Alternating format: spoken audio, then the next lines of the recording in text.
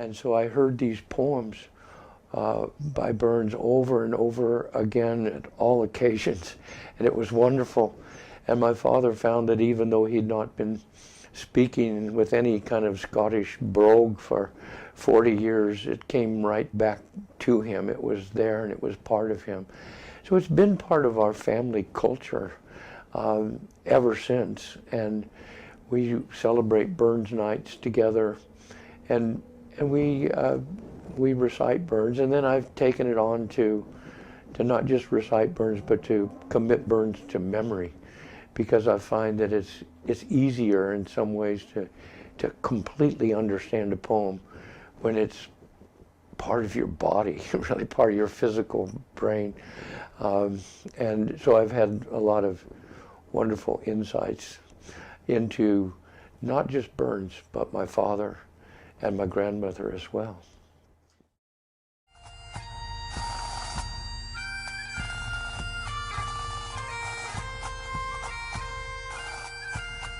Welcome to On Caring, the Project, hosted and directed by Jeffrey Longhofer and Jerry Flourish, from our studios in Lawrence, Kansas, Watershed Studios.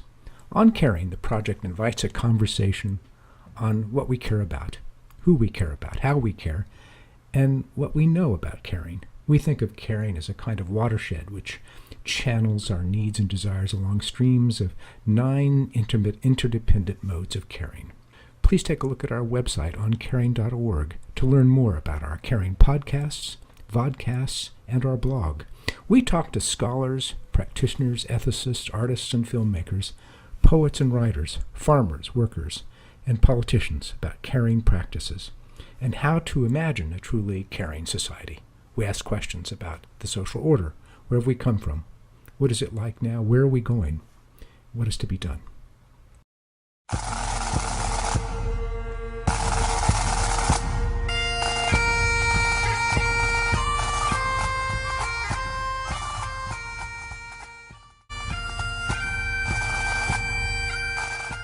Today we're visiting with Thomas Fox Averill.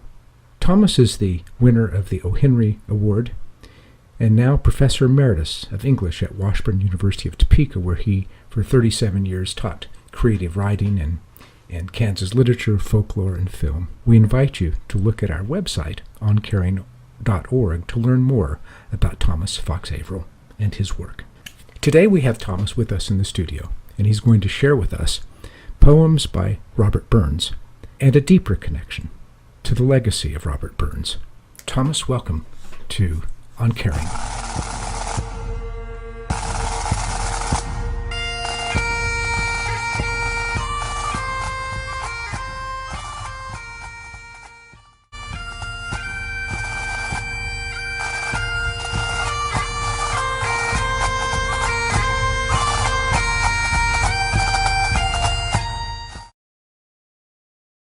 To a louse on seeing one on a lady's bonnet in church, 1786.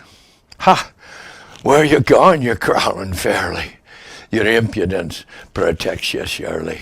I cannot say but you strump rarely o'er gauze and lace, though faith I fear you dine but sparely on sic a place. You ugly blasted creeping oner, detested shown by saint and sinner. How dare you set your foot upon her, so fine a lady? Go somewhere else and seek your dinner, on some poor body. Swith, in some beggar's half-it squall there, you may creep and sprawl and sprattle with ither kindred jumping cattle in shoals and nations, where horn nor barn ne'er dare unsettle your thick plantations. Now hold you there, you're out of sight, beneath the fatteral snoggin tight. Oh, faith me, yet you'll no be right till you've got on it the very topmost tower in height of Mrs. Bonnet.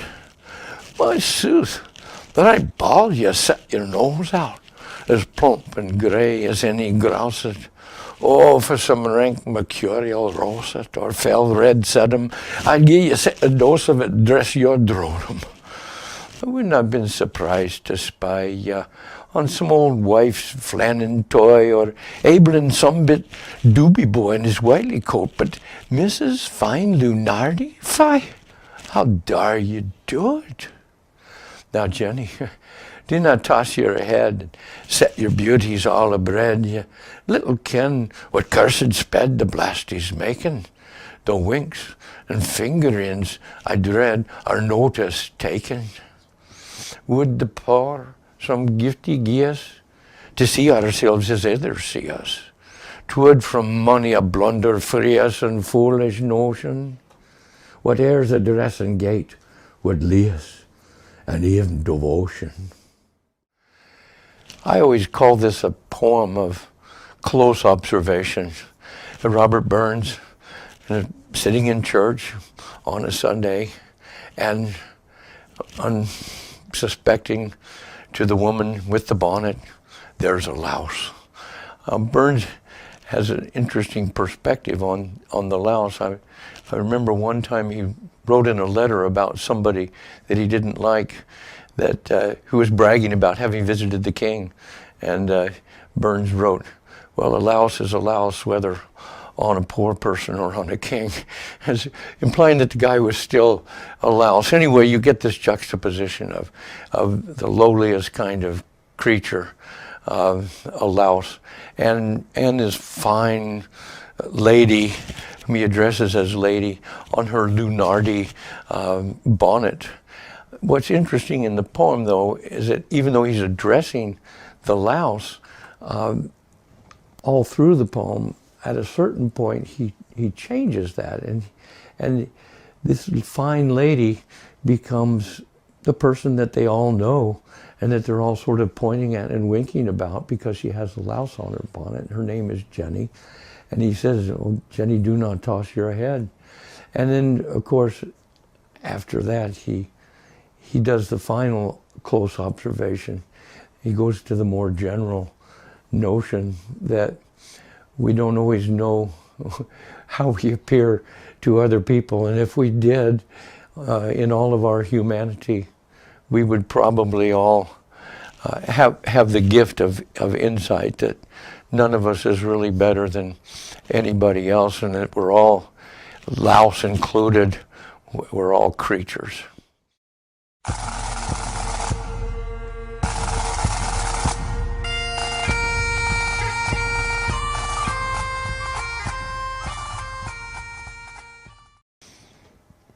Two poems about relationships by Robert Burns. The first, John Anderson, my Joe, from 1789. John Anderson, my Joe, John, when we were first acquaint, your locks were like the raven, your bonny brow was brent. Now your brow is billed, John, your locks are like the snow. The blessings on your frosty pow, John Anderson, my Joe. John Anderson, my Joe, John, we climbed the hill together, and many a canty day, John, we've had with ane another. Now we mun toddle down, John, and hand in hand we'll go, and sleep together at the foot, John Anderson, my Joe. And oh, wert thou in the cold blast from 1796, oh, wert thou in the cold blast on yonder lea, my plaidy, to the angry elt, I'd shelter thee, I'd shelter thee. Or did misfortune's bitter storms around thee blow, around thee blow? Thy beard shall be my bosom, to share it all, to share it all. Or were I in the wildest waste, so black and bare, so black and bare, the desert were a paradise if thou wert there, if thou wert there. Or were I monarch of the globe, with thee to reign, with thee to reign, the brightest jewel in my crown would be my queen, would be my queen. These two poems of mature relationships were both written by Burns when he was with Jean Amour, his lifetime love, whom he finally married and had most of his children with. John Anderson, my Joe, had originally been a song about a young woman complaining about an older husband, and he took it and made it a beautiful poem about mature love. My Joe is a term for dear or love or partner. Over Now in the Cold Blast was written the very last year of Burns's life when he was ill. He wrote it for a young woman who was taking care of him and his wife and children. He asked her her favorite song, and then he did In the Cold Blast. And it really sort of prefigures his own death. The first stanza about shelter, the second about sharing, the third one about comfort, and the fourth about reverence and respect and remembrance.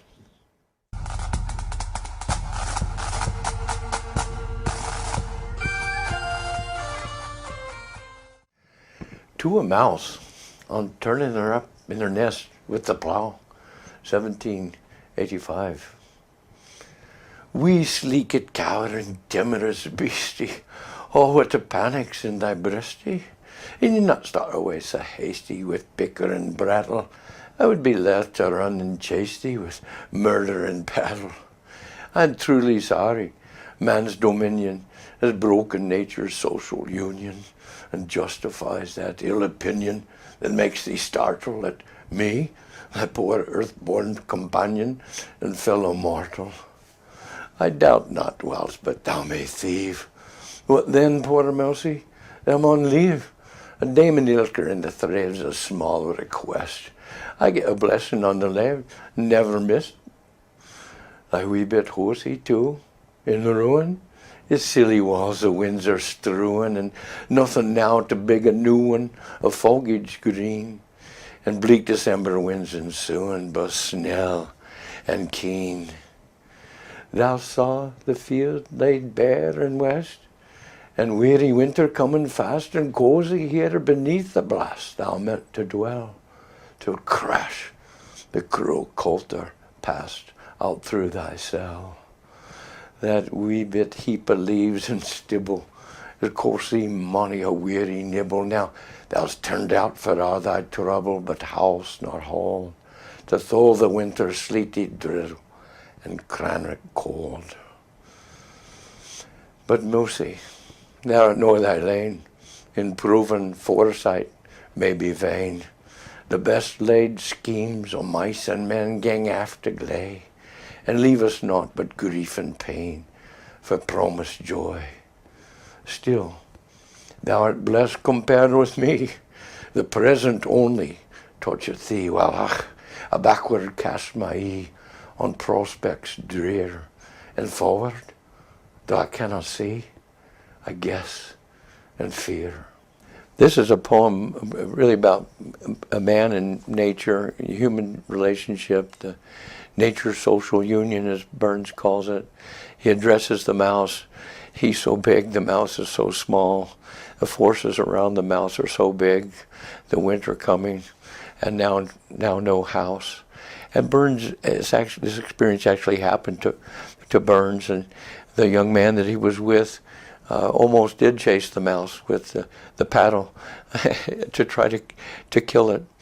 And then Burns wrote this poem, and he addresses the mouse, of course, but as usual with Burns, at a certain point, he starts ruminating and philosophizing about not just the mouse's condition, but the human condition, that we're all like the mouse. We make plans, and our hopes are dashed, leave us naught but grief and pain for promised joy. But the very last stanza, thou art blessed compared with me, the present only toucheth thee. He really gets into the human condition, which is different from the mouse's condition, because the human condition, we live in three different worlds. We live in the past, we live in the present, and we live in the future. It was said that Abraham Lincoln delivered to a mouse at a banquet for senators and governors after the Civil War. And that last stanza would perfectly describe what Lincoln had been through, what the nation had been through. Backward, but backward I cast my eye on prospects drear, and forward though I see, and forward I cannot see but guess and fear. And of course 2 weeks later, Lincoln, who couldn't guess but could fear, was assassinated.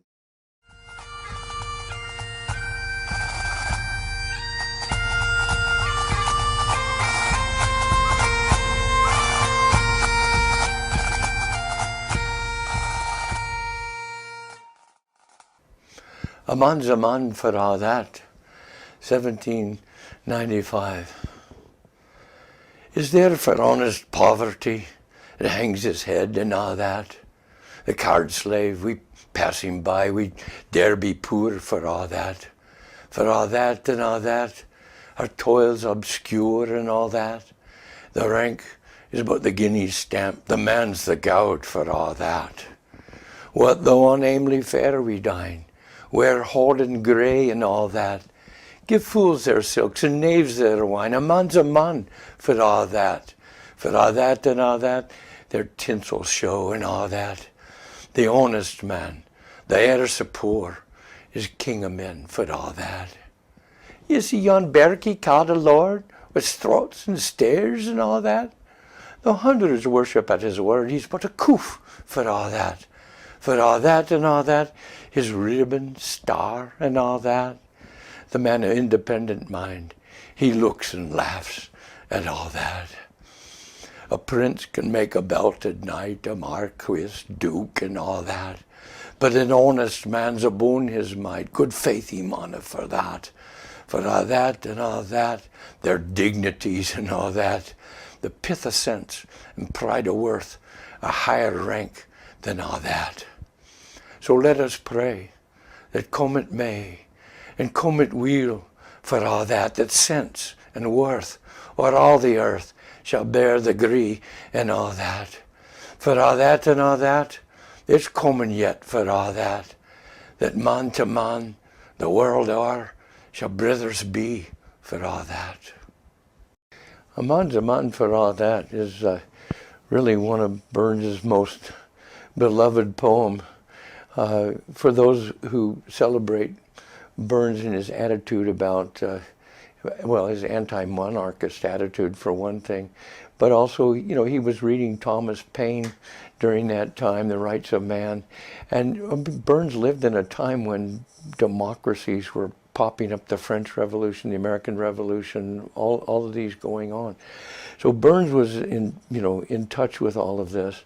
He himself had come from a humble working class farming background, and he really believed that honest work, the simple folk, what though unhamely fare we dine, that the trappings of wealth and of monarchy were debilitating to people, and sort of the class warfare that was going on during his time, he was very sympathetic with, although he had to be careful about what he said during that time too, because he worked as an excise man for the British government. So he wrote a man's a man for all that, and it was not even published during his lifetime, but it was spirited around in copies and became quickly one of his most popular poems, written the year before he died.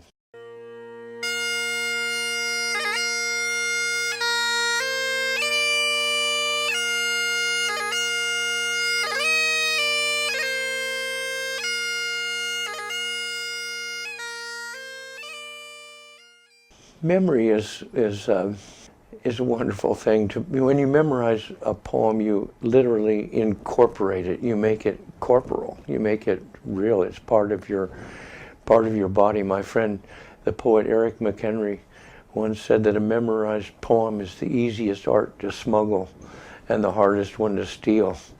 And I think that's how I feel when I have these poems in my head, that they become then a part of me that I can take anywhere, and they're accessible to me in my thinking and in my conversation with people. You've been listening to On Caring, the Project, a conversation with Thomas Averill, about the work of Robert Burns and family and memory and why we should care about poems. Please visit our website, where you'll find also a blog posting by Thomas Averill, Robbie Burns in 30 Poems,